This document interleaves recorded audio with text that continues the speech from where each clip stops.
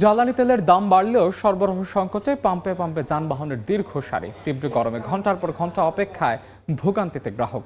এই মুহূর্তে রাজধানীর বিজয় সরণি ট্রাস্ট ফিলিং স্টেশনে আছেন সহকর্মী শিমুল হোসেন। সরাসরি যাচ্ছে তার কাছে। শিমুল, মাঝরাতে কেউ এসেছে ভোর রাতে। পাখিদের ঘুম ভাঙানিয়া গান শুনে এখন আর ঘুম ভাঙছে না ফুয়েল গ্রাহকদের। জ্বালানি সংগ্রহের জন্য তারা ঘুমকে বিসর্জন দিয়ে মাঝ রাত থেকে এসে অপেক্ষা করছেন, লাইনে দাঁড়িয়ে অপেক্ষা করছেন পাম্পগুলোর পাশে।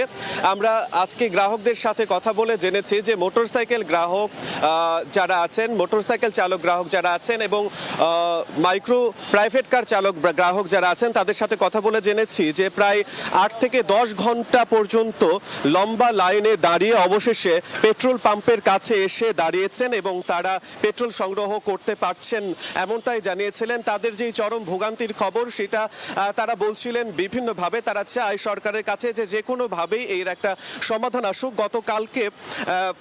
গতকালকে আমরা জেনেছিলাম যে পেট্রোল পাম্পগুলোতে সরবরাহ একটু বাড়ানো হয়েছে।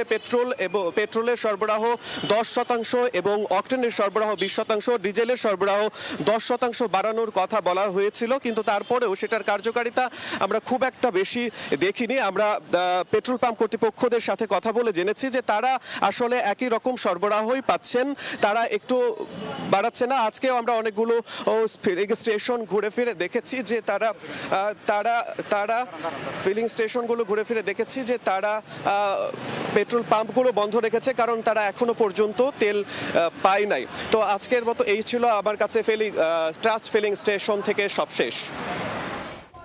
ফিলিং স্টেশন থেকে গ্রাহক ভোগান্তির খবরাখবর জানাচ্ছিলেন সহকর্মী শিমুল হোসেন।